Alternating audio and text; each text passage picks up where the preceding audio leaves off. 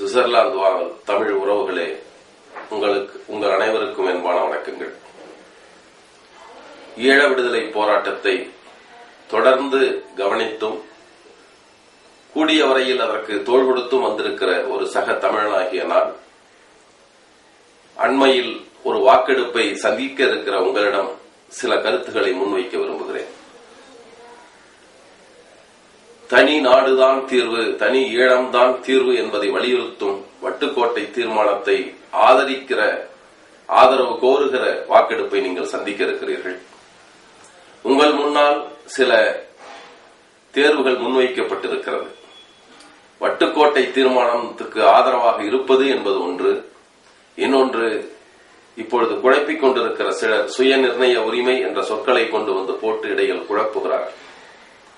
ஆயுத போராட்டத்தின் தொடக்க காலத்தில் ஆதரவாயிருந்த இந்திய அரசுக்கு அழுத்தத்திற்கு அமைய அந்த திம்பு பேச்சுவார்த்தை நடந்தது. சில நூறு போராளிகளை மட்டும் இழந்திருந்த அந்த நிலையில் ஆதரவு தருகிற நாட்டின் அழுத்தத்திற்கும் பணிந்து சமரசமாக சில கோரிக்கைகளை வைக்க வேண்டிய நிலையில்தான் அந்த சுய நிர்ணய உரிமை என்ற அந்த சொல் பயன்படுத்தப்பட்டது. திட்டவட்டமாக வரையறுக்கப்படாத ஒரு தெளிவற்ற சொல்லாக சுய நிர்ணய உரிமை என்பது இப்போது கருதப்படுகிறது.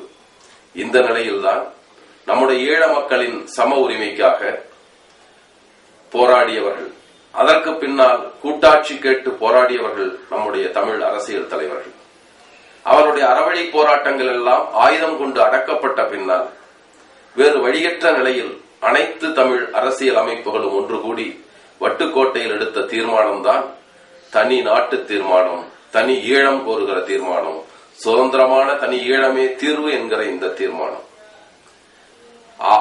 அரசியல் தலைவர்களுடைய தீர்மானங்களை நிறைவேற்ற எடுத்துக்கொண்ட முயற்சிகள் எல்லாம் அடக்குமுறைகளால் அடங்கி போன பின்னால் ஆயுதம் கொண்ட ஆயுத போராட்டம் தொடங்கியது.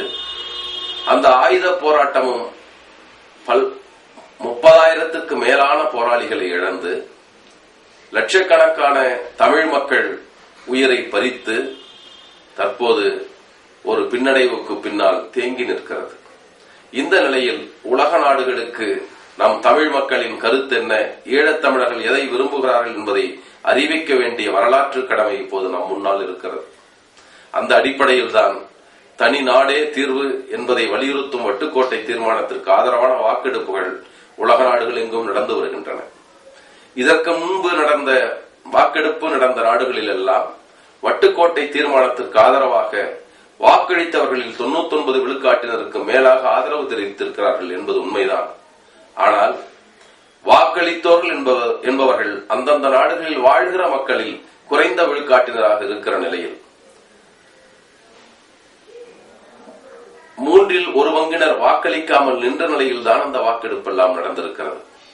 அப்படிப்பட்ட சூழலில் சுவிட்சர்லாந்து வாழ்கிற ஈழத்தமிழ் மக்களுக்கு கூடுதலாகவும் ஒரு பொறுப்பு இருக்கிறது என்பதை சுட்டிக்காட்ட நான் விரும்புகிறேன். இந்த நாடு 3 மொழி பேசும் மக்களை சம உரிமையோடு நடத்துகிற நாடு. உலக நாடுகளுக்கெல்லாம் மனித உரிமை பேசுகிற அமைப்பின் தலைமையிடத்தை கொண்ட நாடு. இந்த நாட்டில் வாழ்கிற தமிழ் மக்களிடம் நான் வைக்கிற வேண்டுகோள் இதுதான். இதுவரை நடந்த நாடுகளில் வாக்களித்தவர்களில் 99 விழுக்காட்டினருக்கு மேலாக வட்டுக்கோட்டை தீர்மானத்துக்கு ஆதரவித்திருக்கிறார்கள் என்பது ஒரு சிறப்பு தான். அதைவிட கூடுதல் சிறப்பாக சுவிட்சர்லாந்து நாட்டில் வாழ்கிற தமிழர்களில் 99 விழுக்காட்டினருக்கு மேலானவர்கள் வாக்களித்தார்கள் என்ற கூடுதல் சிறப்பையும் கூடுதல் பெருமையும் பெற வேண்டிய நாடாக நீங்கள் இருக்க வேண்டும் என்பதுதான் என் வேண்டுகோள். இந்த நிலையில் நம்முடைய கருத்துக்களை உலக நாடுகளுக்கு அறிவிக்கவும், இந்த கோரிக்கைக்கு அனைத்து தமிழ் மக்களும் இதே கோரிக்கையை தான் வலியுறுத்துகிறார் என்பதை அறிவிப்பதும் இந்த சமயத்தில் மிக தேவையான ஒன்று என்ற காரணத்தால் தான் இந்த வட்டுக்கோட்டை தீர்மானத்திற்கு ஆதரவு அளியுங்கள் என்று மட்டுமல்ல, அனைத்து தமிழ் மக்களும் வந்து வாக்களியுங்கள் என்ற வேண்டுகோளையும் முன்வைக்கிறேன். நன்றி, வணக்கம். இந்த ஈழ விடுதலை போராட்டத்தை பற்றி படித்தும் கேட்டும் அறிந்த என்னை விட பட்டுணர்ந்த, அதனால் பாதிக்கப்பட்ட உங்களுக்கு கூடுதல் பொறுப்பு உண்டு என்பது நான் அறிவேன். கூடுதல் அக்கறை இருக்கிறது என்பதை நான் அறிவேன். இருந்தாலும் என் மனதின் ஆதங்கத்தை மீண்டும் வெளிப்படுத்த விரும்புகிறேன். வட்டுக்கோட்டை தீர்மானத்திற்கு ஆதரவாக வாக்களிப்பது என்பதை விட கூடுதலாக வாழ்கிற அந்த நாட்டில் வாழ்கிற அனைவரும் வாக்களிக்க வேண்டும் என்ற கூடுதல் வேண்டுகோளை மீண்டும் வலியுறுத்தி விடைபெறுகிறேன். வணக்கம்.